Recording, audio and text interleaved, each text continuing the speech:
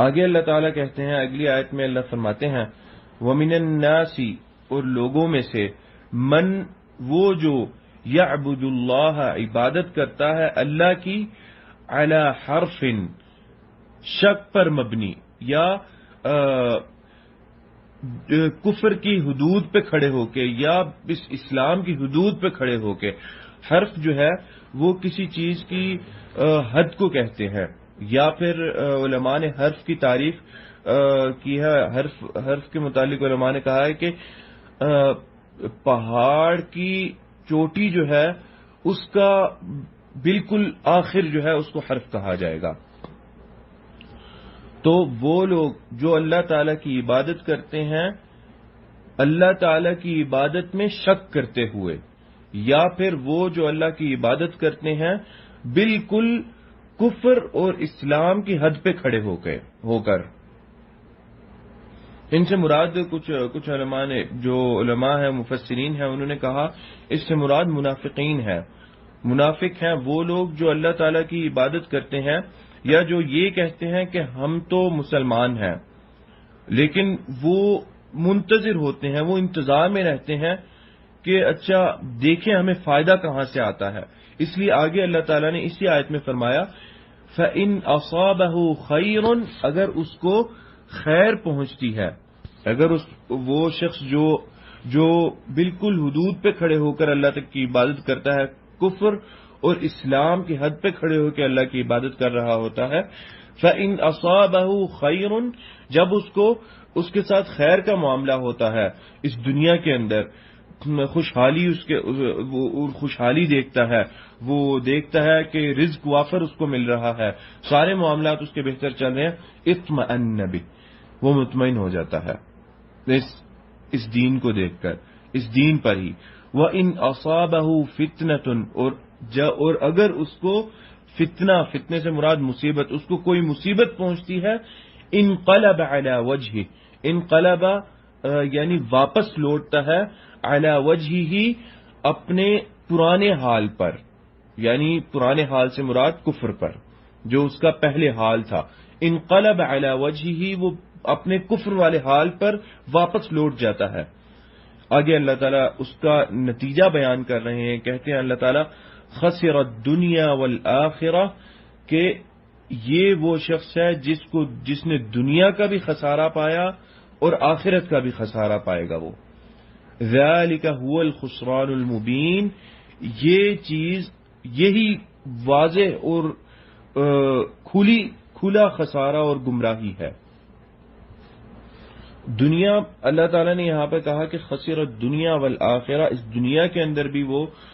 خسارے میں ہے اور آخرت میں بھی وہ خسارے میں ہے. وہ اس وجہ سے کہ چونکہ وہ حد پہ کھڑا ہوتا ہے وہ دیکھتا ہے انتظار کرتا ہے کہ مجھے کوئی فائدہ اگر نظر آتا ہے تو میں اسلام کی طرف چلا جاؤں اگر نقصان ہے یا کوئی کٹھن بات ہے تو میں واپس اپنے لوگوں کی طرف یا کفار اور مشرکین کی طرف چلا جاؤں. اب دنیا کا خسارہ اس میں کیا ہے آخرت کا خسارہ تو ہے ہی ہے. دنیا کا خسارہ اس میں کیا ہے علماء کہتے ہیں کہ دنیا کا خسارہ یہ ہے کہ اس کے اپنے لوگ اس کے متعلق شک کرنے لگتے ہیں جیسے کہ اللہ تعالی نے قرآن میں فرمایا کہ جب وہ لوگ اپنے لوگوں کے پاس جاتے ہیں تو وہ ان کے لوگ ان سے سوال کرتے ہیں کہ اچھا جی تم تو وہ کہتے ہیں کہ انا معکم کہ ہم تو تمہارے ساتھ ہیں. یعنی وہ لوگ بھی سوال کیے بنا نہیں رہتے شک میں ہوتے ہیں کہ یار پتہ نہیں یہ ہمارے ساتھ ہیں کہ نہیں. تو دنیا کے بھی خسارہ میں کہ جن لوگوں کے ساتھ وہ ملنا چاہتے ہیں دنیا میں بھی نہیں ان کے ساتھ وہ مل پاتے. مسلمانوں کے ساتھ تو وہ ویسے ہی نہیں ہوتے. اپنے کفار اور مشرکین جو ہیں وہ بھی ان کو دل سے قبول نہیں کرتے سوالات پوچھتے رہتے ہیں کہ تم لوگ کہاں پہ تو وہ کہتے ہیں کہ نہیں ہم تو انا معکم انما کہ ہم تو تم لوگوں کے ساتھ ہیں ہم لوگ تو ان کے ساتھ بس مذاق کر رہے تھے ہم ان کا ٹھٹھا کر رہے تھے. تو یہ وہ لوگ ہیں اور انہی کے بارے میں اللہ تعالی نے قرآن میں بھی فرمایا کہ یکاد البرق یخطف ابصارهم مثال دیے منافق لوگ ہیں. انہی کے بارے میں مثال اللہ تعالیٰ دے رہے ہیں سورہ بقرہ میں ہی سورہ بقرہ کے شروع میں اللہ تعالیٰ فرماتے ہیں یکاد البرق یخطف ابصارهم کہ عنقریب جو بجلی کی کڑک ہے وہ ان کی آنکھوں کو ان کی بصیرت کو لے جائے. جو ان کی دیکھنے کی قوت ہے اس کو لے جائے. کیوں ایسا کیوں ہے؟ یکاد البرق یخطف ابصارہم کلما اضاء لہم، جب بھی کبھی وہ بجلی ان کو بجلی گرجتی ہے، مشوا فیہ تو وہ اس میں چلتے ہیں، یعنی جب بھی اپنا فائدہ دیکھتے ہیں تو چلنے لگتے ہیں. وَإِذَا أَظْلَمَ عَلَيْهِمْ، اور جب اندھیرا چھا جاتا ہے، قاموا وہ رک جاتے ہیں. یعنی کہ جب معاملات دیکھتے ہیں کہ آسان معاملات ہیں، سہل معاملات ہیں، تو وہ چلنے لگتے ہیں مسلمانوں کے ساتھ. اور جب دیکھتے ہیں کہ معاملات کٹھن ہیں، اظلمہ سے مراد جو ہے کٹھن معاملات لیا جائے گا، کہ جب دیکھتے ہیں کہ مشکل معاملات ہیں تو وہ رک جاتے ہیں، وہ کہتے ہیں نہیں بھئی ہم تو نہیں تمہارے ساتھ. یہی کام احد میں جو منافق تھے انہوں نے یہی کام کیا تھا. احد کے موقع پر 300 جو تھے وہ نکل کے وہ کہتے ہیں کہ نہیں جی ہم تو 1000 نکلے تھے لڑنے، اور لڑتے تھے رسول اللہ صلی اللہ علیہ وسلم سے کہ نہیں ہم مدینہ میں ہی بیٹھیں گے، باہر نہیں جانا ہم نے، بلکہ کہتے تھے کہ مدینہ میں رہنا اچھا ہے، یہ اچھی جو ہے وہ جنگی چال یہ اچھی ہوگی، مدینہ میں ہی رہیں گے. رسول اللہ صلی اللہ علیہ وسلم کہتے تھے کہ نہیں، اور صحابہ کرام نے بھی آپ نے مشورہ مانگا تو صحابہ کرام نے بھی کہا کہ نہیں یا رسول اللہ نکلتے ہیں ہم لوگ. تو یہ پھر 300 تھے، یہ نکل کے کہتے ہیں نہیں جی ہم تو نہیں جا رہے. جب انہوں نے دیکھا کہ معاملہ سخت ہے اور جو لڑائی ہے وہ بہت کٹھن ہے اور گرمی کا موسم ہے، وہ نکل کے وہ کہتے ہیں نہیں ہم تو نہیں لڑتے. اور یہی معاملہ غزوہ احزاب میں ہوا. 700 نکل گئے جو مسلمانوں کو چھوڑ کے، جب دیکھا کہ اچھا ابو سفیان جو ہے وہ تو 10,000 کا لشکر جمع کر کے لے آیا ہے، 3,000 جو تھے وہ مکہ کے ارد گرد کے اور باقی جو ہے سارے عرب سے 10,000 کا لشکر ابو سفیان جمع کر کے لے آیا ہے. تو جب انہوں نے یہ دیکھا کہ یہ تو معاملہ بڑا خطرناک ہو رہا ہے، اور جو بنی قریظہ تھے جن کے ساتھ جو یہود تھے، بنو قریظہ کے جو یہودی تھے، انہوں نے نبی اکرم صلی اللہ علیہ وسلم سے وعدہ کیا ہوا تھا کہ جو مشکل معاملات ہوں گے، جو لڑائیاں ہوں گی، ہم آپ کے ساتھ رہیں گے ان معاملات کے اندر، ان لڑائیوں میں. انہوں نے وہ عہد جو تھا وہ توڑ دیا. جب معاملہ اس طرح کا ہو گیا کہ اللہ تعالیٰ قرآن میں کہتے ہیں کہ ان کے جو کلیجے تھے، ان کے جو دل تھے، وہ ان کے حلق میں آ گئے. اتنی شدت اور اتنی سختی ہو گئی تھی. سورہ احزاب کے اندر اس چیز کا ذکر ہے کہ اللہ تعالی نے فرمایا کہ ان کے جو کلیجے تھے وہ ان کے حلق میں آ گئے. اتنی سختی تھی. اور جب انہوں نے دیکھا کہ معاملہ سخت ہے، 700 نکل گئے. کہتے ہیں جی ہم تو مدینہ جا رہے ہیں، ہمارے گھر بار ہیں اور ہم لوگ جو ہے وہ آمن نہیں ہے، ہم تو گھر جا رہے ہیں اپنے. چھوڑ دیا مسلمانوں کو پیچھے انہوں نے. جو صحیح مسلمان تھے وہ ثابت قدم رہے نبی اکرم صلی اللہ علیہ وسلم کے ساتھ. اور یہ آیت جو ہے وَمِنَ النَّاسِ مَن يَعْبُدُ اللَّهَ عَلَى حَرْفٍ، اس آیت کے بارے میں، اس آیت کا جو سبب نزول ہے، شان نزول ہے، وہ یہ ہے. علماء نے ذکر کیا ہے، مفسرین رحمہ اللہ ذکر کرتے ہیں اس آیت کا شان نزول.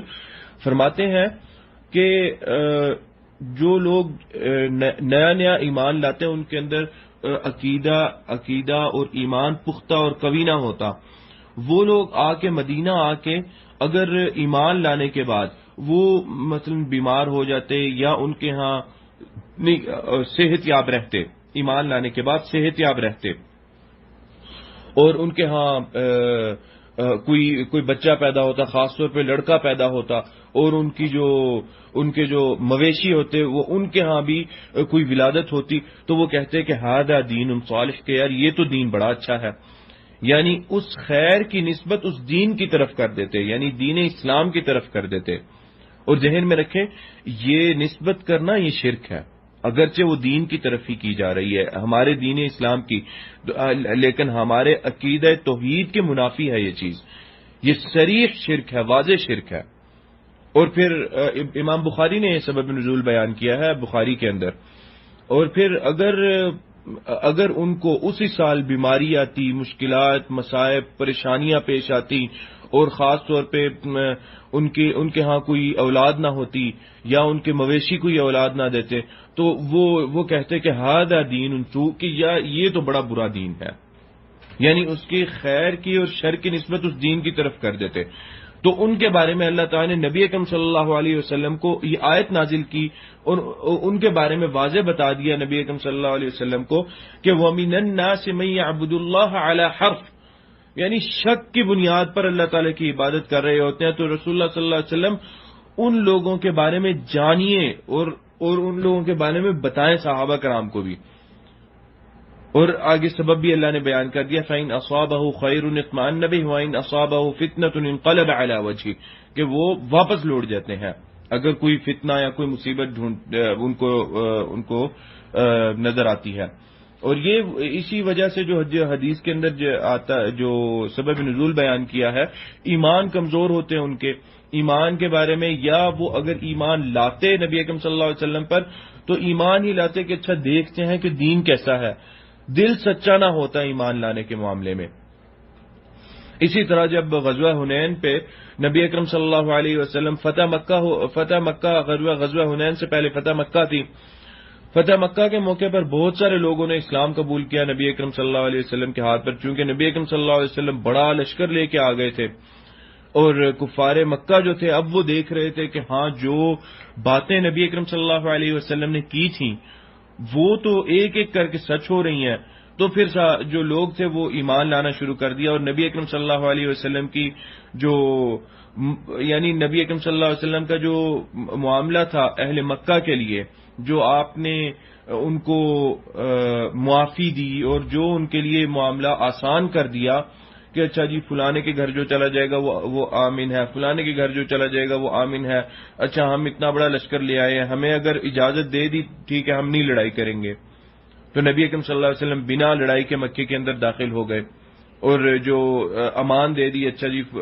حالانکہ جو لوگ تھے وہ کافر تھے، مثلا ابو سفیان انہوں نے اسلام نہیں لائے ہوئے تھے اس وقت، نبی اکرم صلی اللہ علیہ وسلم نے کہہ دیا کہ من دخل بیت ابی سفیان فہو آمن۔ تو اس طرح کی چیزوں کو دیکھ کے تو وہ ایمان لے آئے کافی سارے جو اہل مکہ تھے۔ تو جب نبی اکرم صلی اللہ علیہ وسلم حنین کے لیے نکلے، غزوہ حنین طائف کی طرف طائف کے لوگوں سے ہوا، تو غزوہ حنین کے لیے جب نبی اکرم صلی اللہ علیہ وسلم نکلے تو راستے میں ایک درخت آیا، اس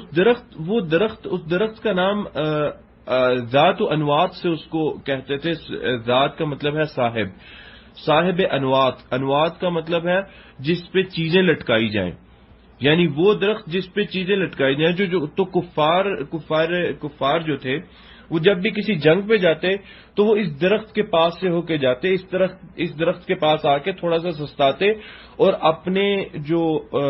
اسلحہ ہے وہ اس کے ساتھ لٹکا دیتے، اور وہ اس وجہ سے لٹکاتے تاکہ ہمیں برکت حاصل ہو، اور جو جنگ ہم لڑنے جا رہے ہیں اس میں ہمارا جو اسلحہ ہے وہ ہمیں یعنی ہمارے لیے فائدہ مند ثابت ہو، اور ہمیں ہمارے اسلحے کی وجہ سے،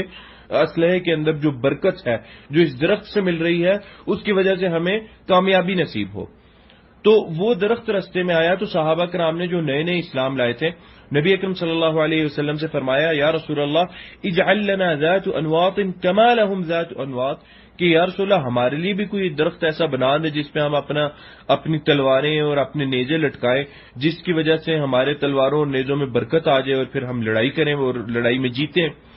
تو رسول اللہ صلی اللہ علیہ وسلم نے یہ الفاظ فرمائے، سبحان اللہ هذا كما قال قوم موسیٰ، یہ بات نبی اکرم صلی اللہ علیہ وسلم نے کہا کہ سبحان اللہ، یہ جو تم کہہ رہے ہو یہ بات بالکل ویسی ہی بات ہے جیسا کہ موسیٰ علیہ السلام کے لوگوں نے حضرت موسیٰ کو کہا تھا، جب انہوں نے کہا کہ جب موسیٰ علیہ السلام ان کے پاس آئے تو انہوں نے کہا اجعل لنا آلہا کما لہم آلہہ، کہ ہمارے لیے بھی کوئی خدا بنا دیں جیسا کہ ان لوگوں کی یعنی قبطیوں کے خدا ہے، انہوں نے بتوں کو پوجا کرتے تھے قبطی، تو جیسا کہ قبطیوں کے خدا ہے ہمارے لیے بھی کوئی خدا بنا دیں۔ تو